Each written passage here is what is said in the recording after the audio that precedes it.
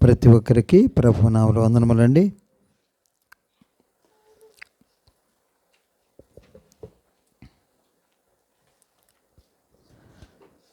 Bible గ్రంథంలో విశ్వాస వీరులు ఉన్నారండి. ఉన్నారా? ఎక్కడున్నారు వాళ్ళు? హెబ్రీ పత్రిక హెబ్రీ 11లో ఉన్నారు కదా, విశ్వాస వీరులు.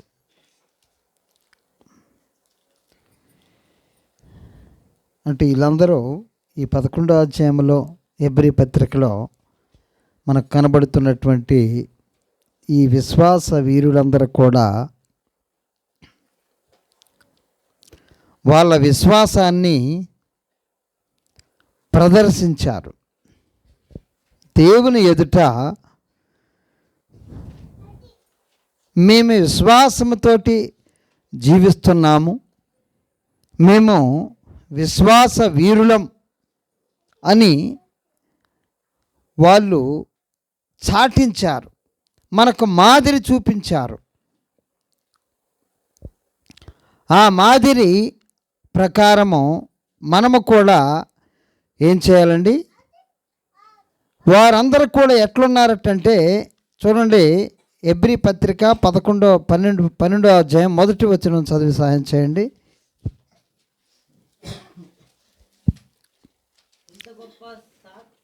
ఇంత గొప్ప సాక్షి సమూహము మేఘము వలె మనలను ఆవరించి ఉన్నందున మనము కూడా ప్రతి భారమును సులువుగా చిక్కులబెట్టు పాపమును విడిచిపెట్టి విశ్వాసమునకు కర్తయు దానిని కొనసాగించువాడునైనా యేసు వైపు చూచుచు మన ఎదుట ఉంచబడిన పందెములో ఓపికతో పరిగెత్తుదుము.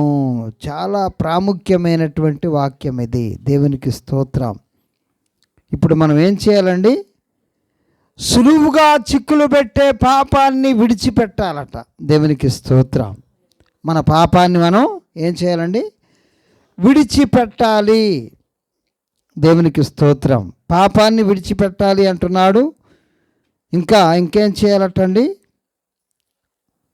విశ్వాసమునకు కర్తయు దానిని కొనసాగించువాడునైనా యేసు వైపు చూచుచు.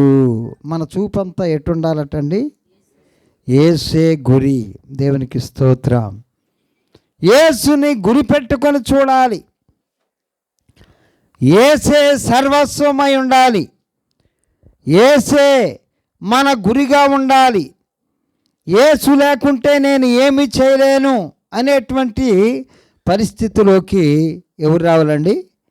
ఒక విశ్వాసి రావాలి. దేవునికి స్తోత్రం. యేసు లేకుంటే నేనేమి చేయలేను, యేసయ్యతోటే నేను ఏదైనా చేయగలను, యేసు సహాయం లేకుంటే నేను దేన్ని అధిగమించలేను, ఎక్కడా విజయాన్ని సాధించలేను, యేసే నా గురి. ఇక్కడ అంటున్నాడు, పాపాన్ని సులువుగా చిక్కులో పెట్టు పాపమును విడిచిపెట్టి. పాపం ఏం చేసేదటండి? మనల్ని చిక్కులో పెడుతుందట. పాపం ఏం చేసేదట? మనల్ని చిక్కులలో పెడుతుంది, మనల్ని చిక్కించుకుంటుంది. పాపం మనల్ని పడేయటానికి ప్రయత్నం చేస్తుంటుంది.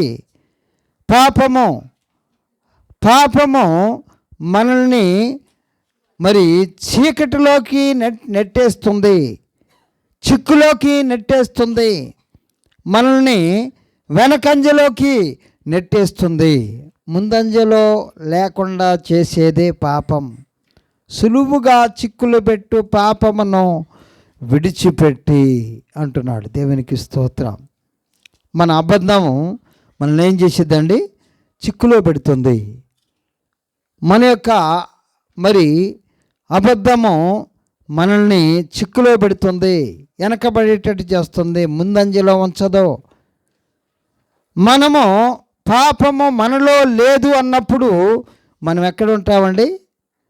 ముందు వరుసలో ఉంటాం కదా, మనం నిర్ధారణ అయినప్పుడు, నాలో పాపము లేదు, నేను శుభ్రంగానే ఉన్నాను, నేను అబద్ధాలు నాలో నుంచి లేవు, నాలో మరి మంచితనమే ఉన్నది, నేను మంచి మాత్రమే చేస్తున్నాను, వాక్యాన్ని చదువుతున్నాను, బైబిల్ చదువుతున్నాను, ప్రార్థన చేస్తున్నాను అనేటువంటి మరి విధానంలో మనం ఉండాలంటే ప్రియులారా, యేసు వైపు చూడాలి. పాపాన్ని విడిచిపెట్టినప్పుడు, మనము పాపాన్ని ప్రక్కన పెట్టినప్పుడు, పాపానికి దూరంగా ఉన్నప్పుడు, పాపానికి మనము వ్యతిరేకంగా ఉన్నప్పుడు ఆ యొక్క పాపమును మరి విడిచిపెడుతూ ఉంటాం. ఇది నేను చేయకూడదు అనేటువంటి ఒక నిర్ధారణకు వస్తూ ఉంటాం. పాపాన్ని విడిచిపెట్టాలట ఒక విశ్వాసి. మొట్టమొదట ఏం చేయాలండి? పాపాన్ని సులువుగా చిక్కులో పెట్టేస్తుంది నిన్ను. యేసు వైపు చూడకుండా చేస్తుంది పాపం. యేసుని గురిగా లేకుండా చేస్తుంది పాపం. పాపం ఏం చేసిద్దటండి? చిక్కులో పెడుతుంది నిన్ను. యేసు వైపు చూడనివ్వదు, యేసు వైపు చూడనివ్వదు. అరే, నేను పాపం చేశాను కదా, ఈరోజు ప్రార్థన చేయకపోయినా పర్వాలేదు అనిపిస్తుంది. దేవునికి స్తోత్రం. కాబట్టి ప్రియులారా, సులువుగా చిక్కులు పెట్టేటువంటి పాపమును విడిచిపెట్టి విశ్వాసమునకు కర్తయు దానిని కొనసాగించువాడునైనా యేసు వైపు చూడాలట. దేవునికి స్తోత్రం. విశ్వాసమునకు కర్త, దాన్ని కొనసాగించువాడైనటువంటి యేసు వైపు ఏం చేయాలంటే అండి, మనం చూడాలి. దేవునికి స్తోత్రం. ఇంకేమంటున్నాడు? ఓపికతో పరిగెత్తుదము, ఆయన ఎదుట ఉంచబడిన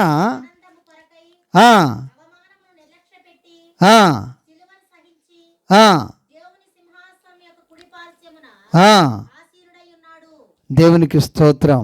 దానిని ఇక్కడ మరి సులువుగా చిక్కులు పెట్టే పాపమును విడిచిపెట్టి విశ్వాసమునకు కర్తయు దానిని కొనసాగించువాడునైనా యేసు వైపు చూచుచు మన ఎదుట ఉంచబడిన పందెమందు ఓపికతో పరుగెత్తుదము. ఒక పందెంలో ఉన్నాం మనము, ఒక పందెంలో ఉన్నాం. ఆ పందెాన్ని మనము మరి ఆ యొక్క మరి పందెంలో రేసులో ఉన్నాం కాబట్టి ఆ పందెంలో పరిగెత్తేవారముగా ఉండాలి. నేను పరిశుద్ధమైన జీవితంలో జీవిస్తూ నేను పరిగెత్తాలి అనేటువంటి విధానంలో ఉండాలి. మనకి ముందుగా 11వ అధ్యాయంలో మరి ఇక్కడ విశ్వాస వీరులు అనేటువంటి వారు పాపాన్ని విడిచిపెట్టారు. దేవునికి స్తోత్రం. పాపాన్ని విడిచిపెట్టారు. మొట్టమొదట విశ్వాస వీరుడు ఎవరండి? హేబేలు.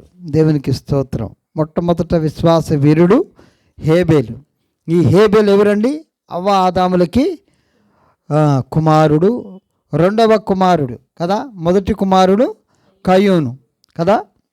అయితే ఈ హేబేలు ఏం చేశారట?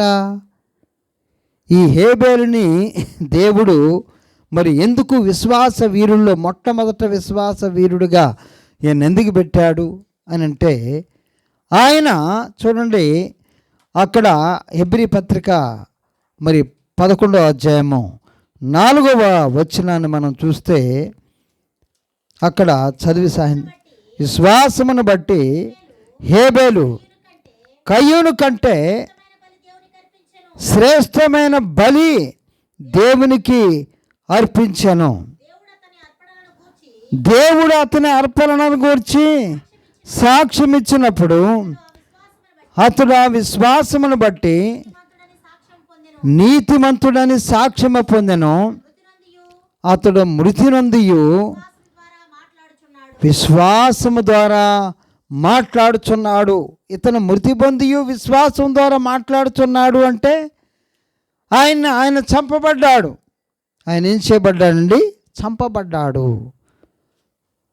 ఈ హేబేలు అనేటువంటి వ్యక్తి చంపబడ్డాడు.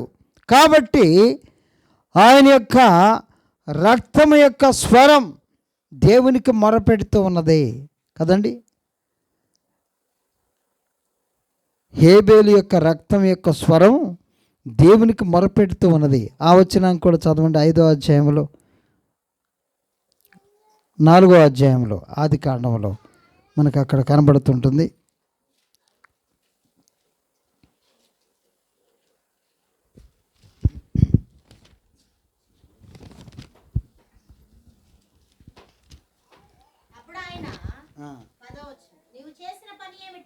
నీవు చేసిన పని ఏమిటి? నీ తమ్ముని రక్తం యొక్క స్వరము నేలలో నుంచి నాకు మొరపెట్టుచున్నది. కావున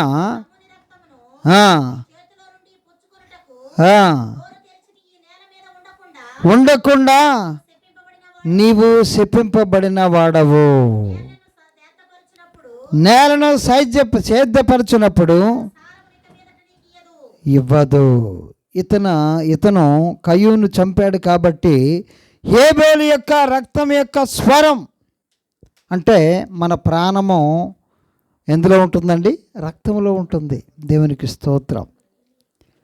రక్తం యొక్క స్వరం దేవునికి మొరపెట్టిందట. దేవునికి స్తోత్రము కలుగును గాక.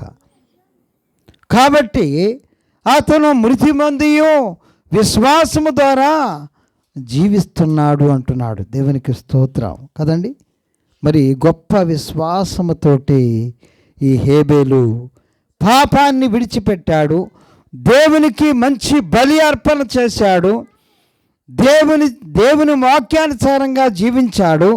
దేవుని మాట జవదాడకుండా ఉన్నాడు. దేవునికి ఇష్టమైనటువంటి వాడుగా ఉన్నాడు. దేవునికి విధేయుడిగా ఉన్నాడు. దేవుని మాటను తూచా తప్పకుండా పాటించేవాడిగా ఉన్నాడు. అందుకోసమే ఈ హేబేలు విశ్వాస వీరులలో చేరాడు. దేవునికి స్తోత్రం. విశ్వాస వీరులలో చేరినట్లుగా మనం చూస్తూ ఉన్నాం. ఆ తర్వాత మరి మనం హానోకును చూస్తున్నాం. దేవునికి స్తోత్రం. 5వ వచనంలో విశ్వాసమును బట్టి చదవమ్మా. హానోకు మరణము చూడకుండానట్లు కొనిపోబడెను. అతడు కొనిపోబడక మునుపు దేవునికి ఇష్టడైండునని దేవునికి ఇష్టంగా ఉన్నాడట. దేవునికి స్తోత్రం. ఇతను ఎట్లా ఉన్నాడండి? హానోకు దేవునికి ఇష్టంగా ఉన్నాడు. హేబేలు పరిశుద్ధమైనటువంటి జీవితాన్ని దేవుడు చెప్పిన దాన్ని తూచా తప్పకుండా పాటించాడు. దేవునికి స్తోత్రం. హానోకు దేవునికి ఇష్టమైనటువంటి పాత్రగా ఉన్నాడు. దేవునికి ఇష్టంగా ఉండాలంటే హానోకు వలె మనం కూడా దేవునికి ఇష్టంగా ఉండాలంటే మనం ఏం చేయాలండి? ఏం చేయాలి? విశ్వాసం ఉంచాలి. దేవునికి స్తోత్రం. ఇప్పుడు విశ్వాసమునకు కర్త, దాన్ని కొనసాగించువాడు. ఇప్పుడు మన విశ్వాసాన్ని కొనసాగించేది మనలో ఉన్నటువంటి విశ్వాసాన్ని కొనసాగించేది ఎవరటండి? దేవుడే, యేసుక్రీస్తు ప్రభువారే. మనకి విశ్వాసము మనలో ఉండాలి, దాన్ని కొనసాగించువాడు యేసేనట. దేవునికి స్తోత్రం. అంటే నువ్వు అడగాల్సింది ఏంది? నా విశ్వాసమును బలపరచండి, నా విశ్వాసమును స్థిరపరచండి, నా విశ్వాసమును అల్పంగా చేయొద్దు ప్రభువా. అల్ప విశ్వాసమును తీసివేయండి.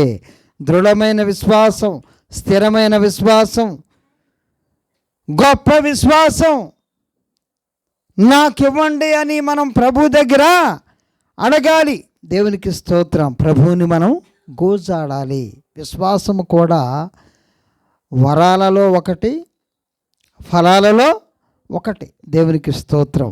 ఇది వరము, ఫలము. దేవునికి స్తోత్రం. ఇంతకుముందు ఒకసారి చెప్పుకున్నాం మనం కదండి. రెండిట్లో కామన్గా ఉండేది విశ్వాసం ఒకటే కదా. విశ్వాసం ఫలాలలో ఉంటుంది, వరాలలో కూడా ఉంటుంది. దేవునికి స్తోత్రం. విశ్వాసము లోకాన్ని జయించేది. విశ్వాసము లేకుండా దేవునికి ఇష్టడైనట అసాధ్యము. దేవుని యొద్దకు వచ్చేవాడు ఆయన ఉన్నాడనియు, తన్ను వెతుకువారికి ఫలము దయచేయవాడనియు నమ్మవలేను కదా. దేవునికి స్తోత్రం. విశ్వాసము లేకుండా దేవునికి ఇష్టడైనట అసాధ్యము. అంటే విశ్వాసముతోటి మనమందరం కూడా ముందుకు సాగాలి. ఆ విశ్వాసం కూడా దేవుడిచ్చేదనట. మన విశ్వాసం కూడా దేవుడిచ్చేదే. విశ్వాస పరిమాణము ఒక్కొక్కరికి ఒక్కొక్క విశ్వాసాన్ని దేవుడు ఇస్తూ ఉంటాడు. కొందరికి కొంత విశ్వాసం ఇస్తూ ఉంటాడు, కొందరికి కొంచెమే విశ్వాసం ఇస్తూ ఉంటాడు, కొందరికి స్థిరమైన విశ్వాసం ఇస్తూ ఉంటాడు, కొందరికి అమూల్యమైన విశ్వాసం. అపోస్తులందరూ కూడా అమూల్యమైన విశ్వాసాన్ని పొందుకున్నారట. దేవునికి స్తోత్రం. అపోస్తులందరూ కూడా అమూల్యమైన విశ్వాసాన్ని పొందుకున్నారట. పేతురు గారు తన పత్రికలో అంటున్నాడు, అమూల్యమైన విశ్వాసాన్ని మేము పొందుకున్నాము. స్థిరమైన విశ్వాసం అంటాడు కొలసీలకు రాసినటువంటి పత్రికలో. స్థిరమైన విశ్వాసం. మన విశ్వాసం ఎట్లుండాలండి? స్థిరంగా ఉండాలి. మన విశ్వాసం అమూల్యమైనదిగా ఉండాలి. మన విశ్వాసం దృఢమైనదిగా ఉండాలి. అంటే కదిలే విశ్వాసంగా ఉండొద్దు. మరి కొందరు విశ్వాసాలు గొప్పగా కనబడుతూ ఉంటాయి. దేవునికి స్తోత్రం కదండి. కొందరు విశ్వాసములు చాలా గొప్పగా కనబడుతూ ఉంటాయి. యేసుక్రీస్తు ప్రభువారు స్వయంగా అన్నాడు కొందరు విశ్వాసాన్ని చూసి, అమ్మా నీ విశ్వాసము గొప్పది అన్నాడు. ఎవరితోటండి? ఎవరితోటి అన్నాడు? సమరయ స్త్రీ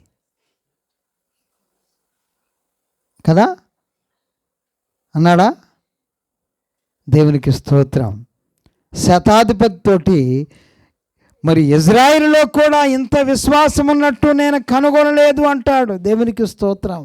ఇజ్రాయిల్ అందరిలో కూడా ఇంత విశ్వాసము ఆ శతాధిపతిలో ఉన్నటువంటి విశ్వాసం లేదు అంటాడు. దేవునికి స్తోత్రం. కాబట్టి ప్రియులారా, మరి మన విశ్వాసము ఎంతవరకు ఉన్నది? మనము ఎలాంటి విశ్వాసముతో ఉన్నాం? ఎలాంటి విశ్వాసముతోటి మనం ఈ లోకంలో జీవిస్తున్నాము? స్థిరమైన విశ్వాసమా, బలమైన విశ్వాసమా, దృఢమైన విశ్వాసమా, అమూల్యమైన విశ్వాసమా, అల్ప విశ్వాసమా? పేతురు గారు మరి నీటి మీద నడుచుకుంటూ కొంత దూరం వెళ్ళాడు. యేసు ప్రభు రమ్మంటే ఆ నీటి మీద నడుచుకుంటూ వెళ్ళాడు. నీటి మీద నడుచుకుంటూ వెళ్ళి యేసు ప్రభుని చూసినంతసేపు మంచిగానే చూచాడు, మంచిగానే నడిచాడు, మంచిగానే ఉన్నాడు. కానీ ఎప్పుడైతే గాలిని చూచాడో, ఎప్పుడైతే పక్కకు చూచాడో, ఆయన యొక్క విశ్వాసము, దృఢమైన విశ్వాసం ఏమైందండి? అల్ప విశ్వాసం అయిపోయింది. విశ్వాసము అల్పమైపోయింది. మన విశ్వాసము కూడా అల్పంగా ఉన్నదా? ఒకసారి మనల్ని మనం పరిశీలన చేసుకోవాలి. దేవుని దగ్గరికి వచ్చే వారం, దేవుని దగ్గరికి మరి ప్రార్థన చేసేటువంటి ప్రతి బిడ్డను కూడా, మనమందరము కూడా దేవుణ్ణి విశ్వసించే ప్రతి బిడ్డ కూడా మన విశ్వాసం ఎక్కడున్నది? మనము ఎక్కడున్నాం? మన యొక్క విశ్వాసపు మెట్టు ఎట్లుంది? మనం పాపములో ఉంటూ విశ్వాసముతో ఉన్నామా? పాపములో ఉన్నవాడు విశ్వాసములో ఉండలేడు. దేవునికి స్తోత్రం. పాపములో ఉన్నవాళ్ళు ఏముంటుందండి? అవిశ్వాసం ఉంటుంది, విశ్వాసం ఉండదు, అల్పమైపోద్ది విశ్వాసం. భయం ఉన్నవాడు విశ్వాసముతోటి జీవించలేడు. గొప్ప విశ్వాసము ఉండాలంటే భయము నీలో ఉండకూడదు. అల్ప విశ్వాసము భయముతో కూడుకున్నది. అల్ప విశ్వాసము ఎప్పుడు వచ్చిందండి పేతురు గారికి? ఆ గాలిని చూశాడు, భయపడ్డాడు. గాలిని చూడగానే భయపడిపోతే మరి నీ విశ్వాసం అల్పమైపోద్ది.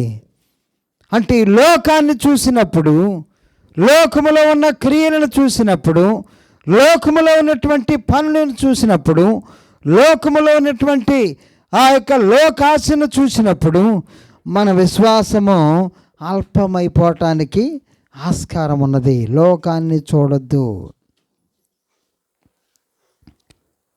లోకాశలను మరి చూడొద్దు, లోకం వైపు చూడొద్దు. లోకం వైపు ఎప్పుడైతే చూస్తామో, లోకములో ఎప్పుడైతే మనము కలిసిపోతామో, లోకాన్ని చూసినప్పుడు ప్రియులారా మన విశ్వాసము అల్పమైపోతుంది అని చెప్పి వాక్య భాగంలో దేవుడు సెలవిస్తున్నాడు. నీ విశ్వాసము మరి దృఢంగా ఉండాలంటే నువ్వు లోకాన్ని చూడొద్దు. లోతు భార్య ఏం చేసిందండి? లోతు భార్య ఏం చేసింది? వెనక్కి తిరిగి చూసింది. లోకాశలో లోకాన్ని చూడగానే ఆమెలో ఏమొచ్చిందండి? విశ్వాసము. ఆమె మరి తన వైపు చూస్తున్నంతసేపు బాగానే ఉంది. ఎప్పుడైతే వెనక్కి తిరిగి చూసిందో ఆమె విశ్వాసం అల్పమైపోయింది. ఆమె విశ్వాసము నిర్వీర్యమైపోయింది. దేవుడు ఆమెలో పనిచేస్తున్నటువంటి ఆ విశ్వాసము జీరో అయిపోయింది. వెంటనే ఉప్పు స్తంభం అయిపోయింది. దేవునికి స్తోత్రం. కాబట్టి పిల్లారా, మరి ఆమె లోకాశల వైపు చూసింది. అక్కడున్నటువంటి నా ఎకరాల పొలం పోతుందేమో, అక్కడున్నటువంటి నా పశువులు పోతున్నాయేమో, అవి పోతాయా లేదా? ఉంటే తెచ్చుకోవచ్చు, లేకుంటే నా బంగారాన్ని తెచ్చుకోవచ్చు, నా వెండిని తెచ్చుకోవచ్చు, నాకున్న దాన్నంతా తెచ్చుకోవచ్చు అనేటువంటి ఆశతోటి, అంటే దేవుని మాటకి ఆమె కట్టుబడి లేదు. దేవుడు ఒక మాట చెప్తే ఆ మాట ఖచ్చితంగా జరుగుతుంది.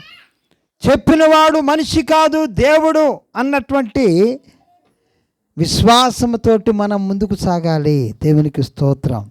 వాగ్దానం చేసిన వాడు ఎవరండి? దేవుడు. దేవుడు వాగ్దానం చేస్తే ఈ ప్రపంచంలో ఉన్న వాళ్ళందరూ కూడా మరి అది కాదు కాదు అని చూపిస్తూ ఉంటారు. అయితే ప్రియులారా, మరి వాగ్దానం చేసిన వాడు నమ్మదగిన వాడు గనక ఆయన వైపు కరెక్ట్గా చూడాలి. దేవునికి స్తోత్రం. ఆయన వైపు చూడకుండా లోకం వైపు చూస్తే ఉప్పు స్తంభాలంగా నిలిచిపోతూ ఉంటాం. దేవునికి స్తోత్రం. ఇక్కడ మరి పేతురు గారు మరి ప్రభుల వారు ఎదురుగానే ఉన్నాడు కాబట్టి ఆయన రక్షించబడ్డాడు. దేవునికి స్తోత్రం కదండి. పేతురు గారు ఎదురుగా ఉన్నాడు. ఆయన యేసుక్రీస్తు ప్రభువారు ఆ యొక్క సముద్రమే నడుస్తూ వస్తూ ఉన్నాడు. ప్రభువా, నీకు ఇష్టమైతే నన్ను కూడా ఈ నువ్వే అయితే ఈ నీళ్ళ మీద నడిచి వచ్చేవాడు నువ్వే అయితే ప్రభువా, నేను కూడా వచ్చినట్లుగా నాకు సెలవీయమంటాడు. ఆయన సెలవివ్వగానే వెంటనే ఆ నీటి మీద నడిచాడు. ఎప్పుడైతే గాలిని చూచాడో అప్పుడు ఆయనలో అల్ప విశ్వాసం వచ్చేసి ఏం చేయబడ్డాడండి?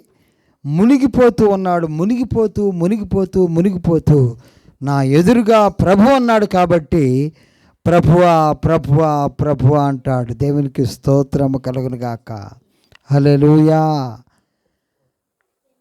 ఆ యొక్క లోతు భార్యకి ఆ యొక్క ఛాన్స్ లేదు. ఎదురుగా ఎవరూ లేరనుకుంటుందామే. కానీ మరి పేతురు గారికి ప్రభువుని చూస్తున్నటువంటి ఎప్పుడైతే గాలిని చూచాడో మునిగిపోతూ ఉన్నాడు, వెంటనే తన దృష్టి ప్రభు వైపు మళ్ళింది. మనం కూడా ఈ లోకంలో ప్రయాణం చేస్తున్నాం. ఈ లోకం అనే సముద్రంలో మనం ప్రయాణం చేస్తున్నాం. ఈ లోకములో ఉంటూ మనము పైన నడవాలి. దేవునికి స్తోత్రం. మునిగిపోతూ ఉండొద్దండి. ఈ లోకం అనేటువంటి సముద్రములో మునిగిపోయే వారముగా మనం ఉండటానికి వీల్లేదు. లోకం అనేటువంటి సముద్రము, ఈ సముద్రములో మనము మరి పైన నడవాలి. నీటి మీద పైన నడవాలి. పైన నడవాలంటే మన గురి ఎవరై ఉండాలండి? విశ్వాసమునకు కర్త, దాన్ని కొనసాగించువాడైన యేసు వైపు మనం చూడాలి. దేవునికి స్తోత్రం. మన గురి యేసయ్యే. యేసయ్యే నా గురి. నన్ను నడిపించువాడు ఆయనే. నన్ను పైకి ఎత్తువాడు ఆయనే. ఈ భక్తులందరూ కూడా, మనకు కనబడుతున్నటువంటి భక్తులందరూ కూడా మరి ఆయన యందు విశ్వాసం ఉంచి అన్నాడు. హేబేలు దేవుని యందు విశ్వాసం ఉంచి అన్నాడు. హానోకు దేవుని యందు విశ్వాసం ఉంచి అన్నాడు. దేవునికి ఇష్టమైన పాత్రగా ఉన్నాడు కదండి. నోవాహు దేవునికి ఇష్టమైన వాడుగా ఉన్నాడు. ఆ తరం వారంతట్లో కూడా నీతిమంతుడిగా ఉన్నాడు. అందరి మీద నేరస్థాపన చేసి నేను నా కుటుంబం మాత్రమే నీతిమంతులమని వాడెక్కి ఈ భూమి మీద ఉన్నటువంటి ప్రతి ఒక్కరి మీద ఎట్లున్నాడండి, నేరస్థాపన చేసి వాడెక్కాడు. దేవునికి స్తోత్రం.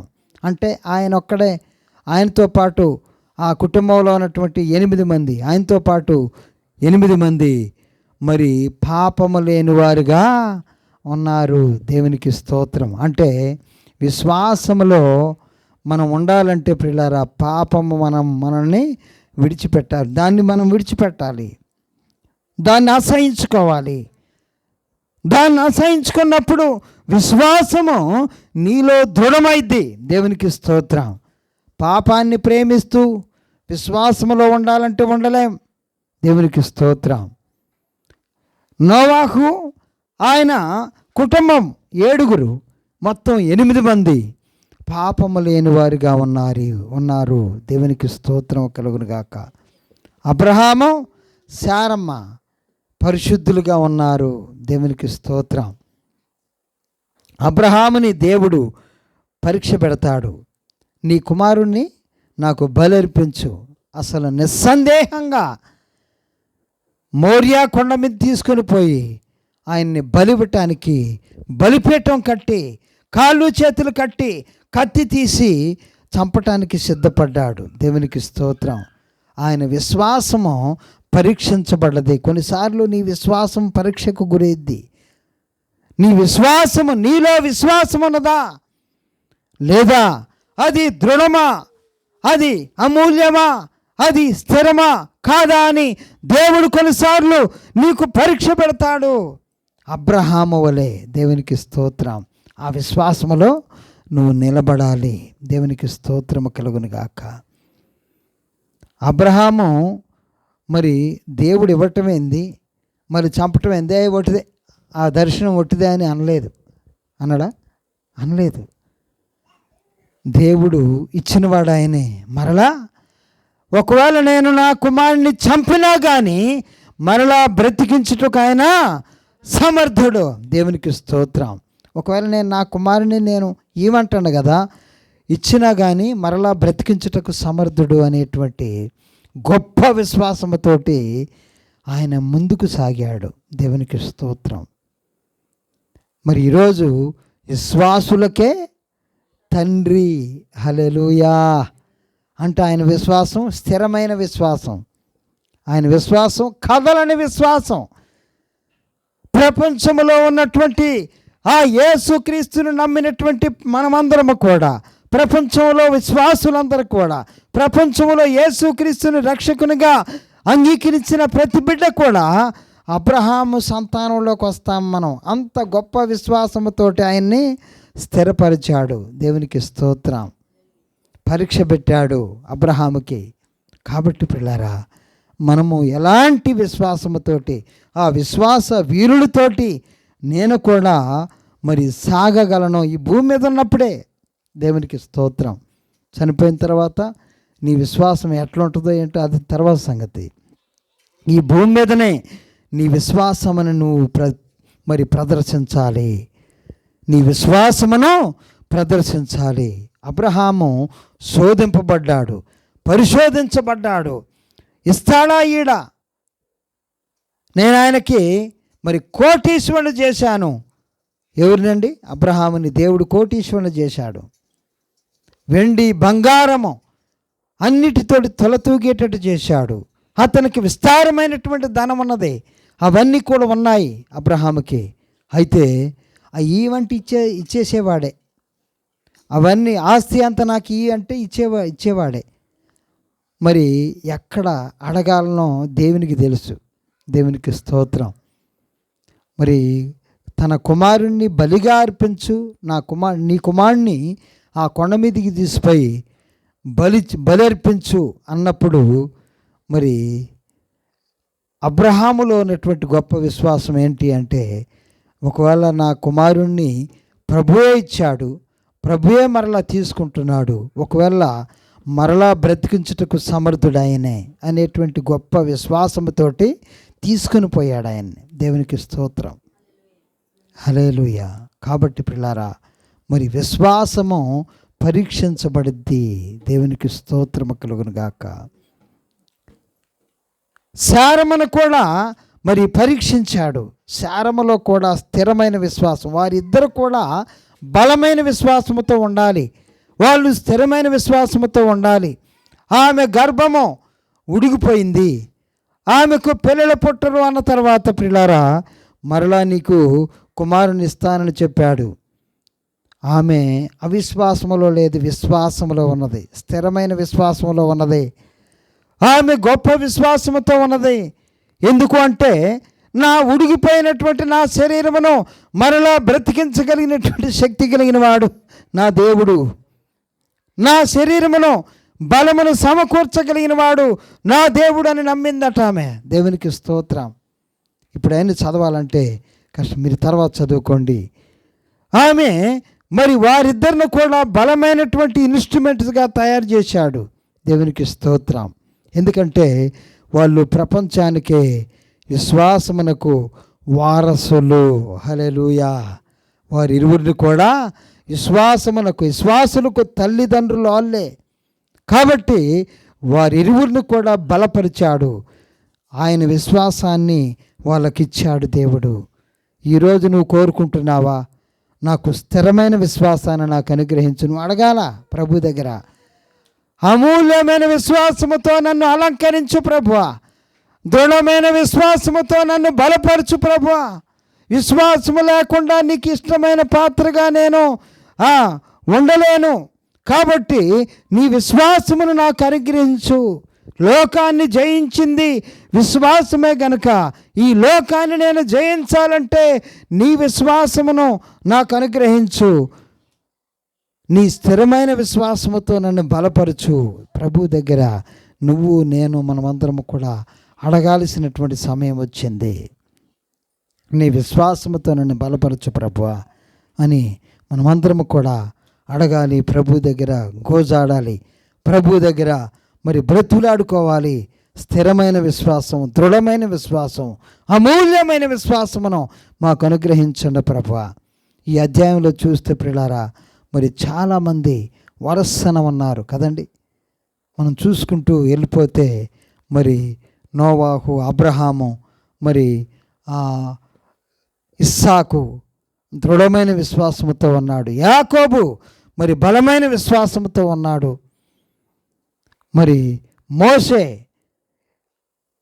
సమూయేలు, దావీదు, ప్రవక్తలందరూ కూడా దృఢమైన స్థిరమైన విశ్వాసముతో ఉన్నారు. వీరందరి పేర్లు మనము వారందరిని కూడా చెప్పుకుంటూ పోతే పిల్లారా మరి పెద్ద ప్రసంగం అయిపోద్ది.